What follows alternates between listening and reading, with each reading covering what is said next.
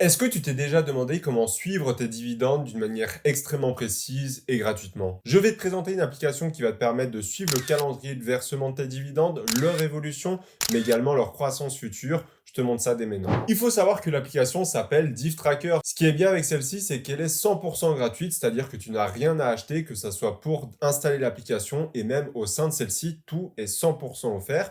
Et en plus de cela, ce qui est bien, c'est qu'elle est disponible sur iOS et Android. Je te montre tout ça directement sur mon téléphone. Donc on se retrouve directement sur mon écran pour te présenter en détail du coup l'application et te montrer aussi comment l'utiliser. Dans un premier temps, tu vas pouvoir analyser qu'on va pouvoir fixer un objectif. Ici, j'ai mis 10 euros par mois, mais tu peux très bien mettre 100, 1000, 10 000 euros. À toi de voir ce que tu veux mettre. C'est un petit plus qui pourrait intéresser certains investisseurs. Ce qui va être notamment très intéressant, c'est les deux petits tableaux juste en bas, notamment Dividend Yield et Yield on Cost. Donc ça, c'est clairement le rendement du dividende en français, sauf que c'est deux métriques différentes. Pourquoi? Parce que le Dividend Yield, c'est le rendement à l'heure actuelle suivant le prix de l'action à l'instant T. Par contre, le Yield on Cost, c'est ça le plus important pour un investisseur parce que ça, c'est le rendement par rapport à ton prix d'achat, c'est-à-dire le rendement réel que tu vas percevoir à l'heure actuelle. Donc ça, c'est vraiment important de connaître ces deux indicateurs. Ça va notamment te dire si tu as un bon rendement ou non. Et juste en dessous, on va trouver quelque chose qui va intéresser nombreux d'entre vous. C'est notamment en fait un calendrier des dividendes pour savoir chaque mois combien est-ce qu'on va toucher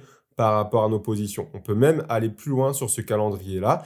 Comme tu vas le voir, il y a certaines colonnes qui seront grises et d'autres qui seront bleu-vertes. Et en fait, quand elles sont grises, ça veut dire qu'on estime que tu vas toucher autant en dividendes de ces entreprises-là. Donc ici, par exemple, si je vais en mars, on voit que BlackRock, Home Depot, Wealthy Income, Savaria et UPS doivent me payer. Et quand c'est en vert, donc quand c'est en vert bleu, c'est en fait dès que l'entreprise a déclaré son dividende. Parce que si tu ne le sais pas, une entreprise doit déclarer qu'elle va verser son prochain dividende. Donc dès que c'est en couleur, ça veut dire en fait que l'entreprise a officialisé le versement du dividende, comme c'est le cas en novembre, où toutes les entreprises l'ont fait. Donc ici, on va voir Savaria, Texas Instruments, AbbVie, Realty Income et UPS également. Donc ça, c'est très bien pour se projeter en fait à plus long terme et voir où on en est. Ensuite, on va avoir aussi quelque chose de très simple, c'est simplement l'estimation de combien est-ce qu'on va toucher dans les 12 prochains mois en dividendes. Quelque chose de très intéressant aussi, c'est la projection annuelle des futurs dividendes par rapport aux actions qu'on possède à l'heure actuelle et la moyenne de croissance de leurs dividendes. On estime à peu près que, par exemple, moi, si je n'investirais plus en bourse, mais que je continue de toucher mes dividendes, eh bien, en 2032, je serai à 60 dollars. Évidemment, c'est un chiffre qui va augmenter quand tu continues d'investir en bourse.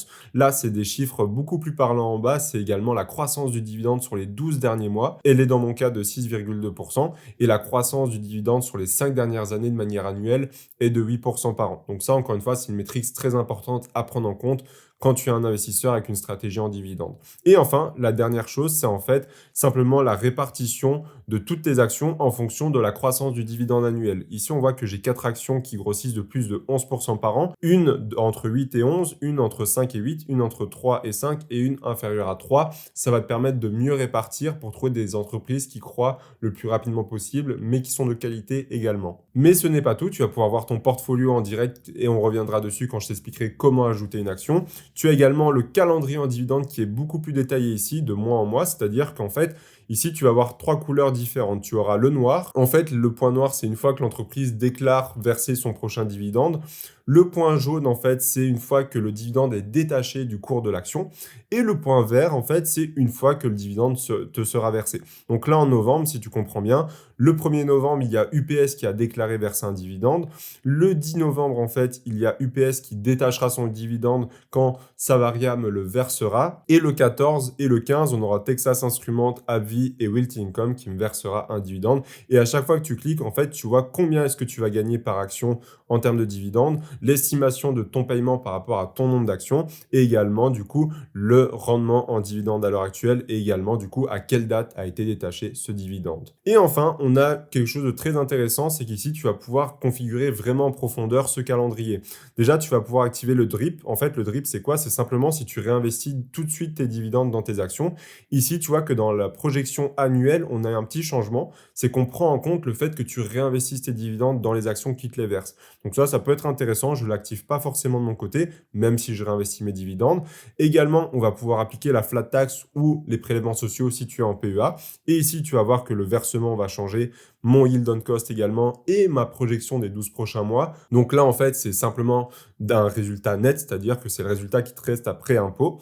Donc moi, je ne l'active pas encore à l'heure actuelle. Et en plus de ça, tu vas pouvoir activer des transactions commission, donc c'est-à-dire des frais qui peuvent être appliqués. Imaginons que tu achètes via Trade Republic qui propose 1 euro de frais par ordre, en fait, achat, sauf si tu passes par un plan d'action programmé, eh bien, tu vas pouvoir l'activer. Et également, Trade Republic, tu n'achètes pas en USD dollars, mais bel et bien en euros. Et donc, ça va te permettre de mettre en monnaie par défaut l'euro. Donc ça, c'est vraiment un très très bon point. Et donc pour finir cette vidéo, je vais te présenter en détail comment est-ce que tu vas pouvoir utiliser en fait Div Tracker. C'est très simple en fait. Ici, normalement, tu auras une page vide, bien évidemment. Tu auras juste à cliquer sur le plus, à chercher ton action. Imaginons tu achètes Johnson & Johnson. Donc ici, tu as juste à mettre le ticker Johnson & Johnson, chercher la bonne action qui est la première dans ce cas-là. Donc on va dire que tu l'achètes aujourd'hui. Imaginons tu achètes une part de Johnson & Johnson au prix de 150 euros, puisque ici on achèterait potentiellement sur Trade Republic. Imaginons tu as 1 euro de commission parce que tu ne passes pas par un investissement programmé. Tu as juste à ajouter l'action.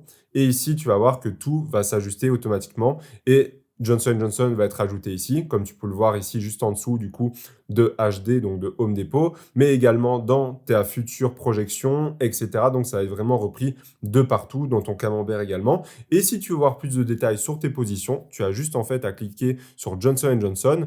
Et ici, tu vas voir en fait que le PER est de 28, que tu as une action à l'heure actuelle, le prix à laquelle tu l'as acheté, le pourcentage que représente Johnson & Johnson dans ton portefeuille, le coût moyen d'achat, ensuite la commission que tu as dû payer, le retour sur investissement à l'heure actuelle par rapport à tes positions. Mais ce n'est pas tout. Le dividend yield à l'heure actuelle, le rendement auquel tu as payé Johnson & Johnson, la croissance du dividende récente et enfin, du coup, la croissance du dividende sur les 5 dernières années, la fréquence, combien tu dois toucher annuellement en moyenne avec cette action-là et surtout un graphique que j'aime beaucoup, c'est-à-dire que tu vas voir par rapport à l'historique des 5 dernières années où se situe le rendement de Johnson & Johnson et ça peut potentiellement dire si elle est sur ou sous-évaluée à l'heure actuelle. Et enfin, l'évolution du dividende, la date, etc. Donc, c'est une application qui est vraiment très poussée et qui est très intéressante. Et tu vas le voir juste ici, par exemple, si tu regardes sur Texas Instruments, tu vas voir qu'à côté, ça me dit à chaque fois combien je gagne annuellement et tu auras un 4,8%.